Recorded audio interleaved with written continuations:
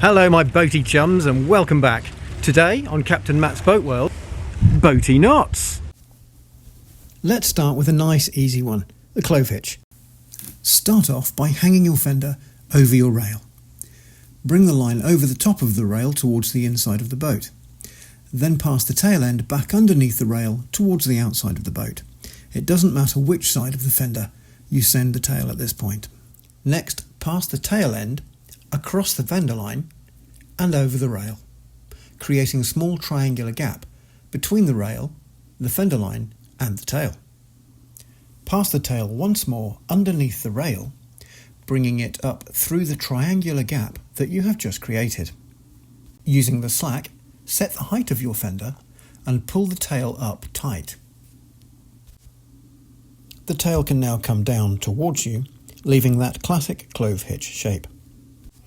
The clove hitch is great for fenders.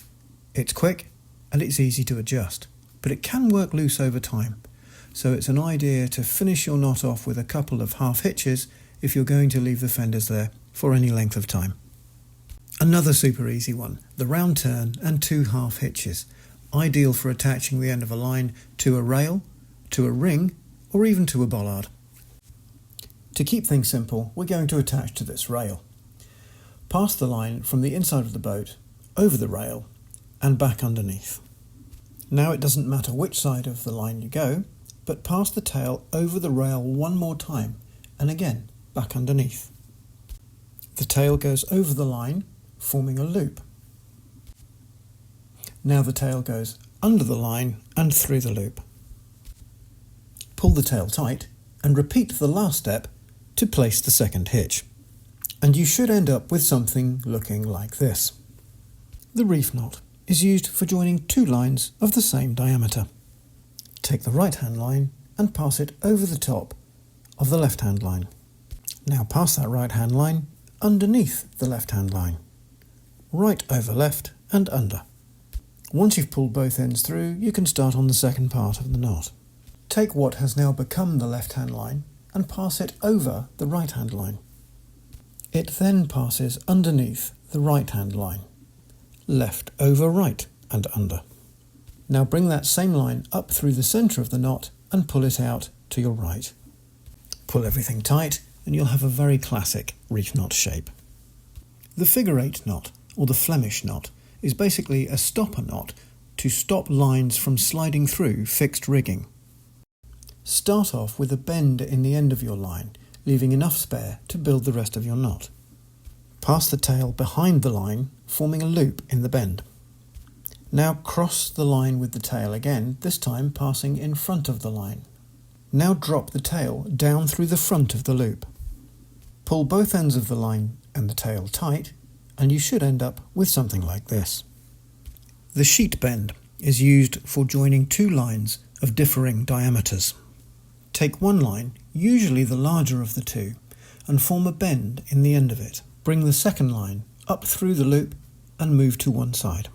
Now pass the second line fully underneath the bend of the first line.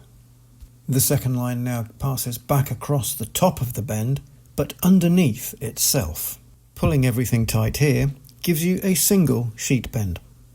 For a more secure double sheet bend, take the second line and pass it again underneath the bend of the first line. And again, continue with the tail of the second line over the bend of the first line, but underneath itself. Pull everything tight and you should end up with something like this. The rolling hitch is used to remove tension from lines under load using a second line. Imagine the white line is under load. We're going to use the black line to remove the tension from the white line.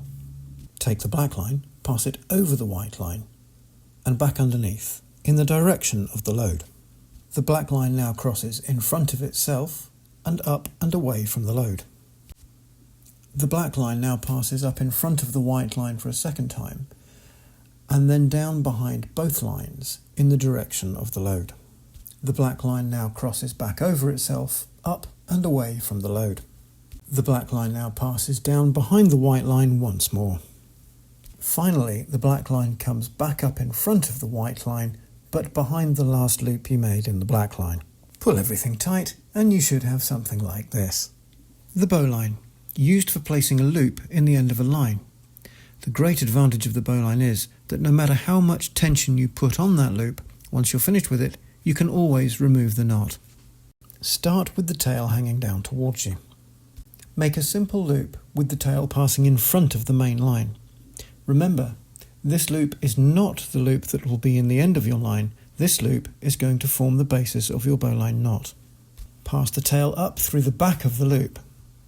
Then cross the tail behind the line. Now bring the tail back in front of the line and down through the same loop that you just came up through. One way to remember the process is that the rabbit comes out of the hole, goes around the tree and back down the hole.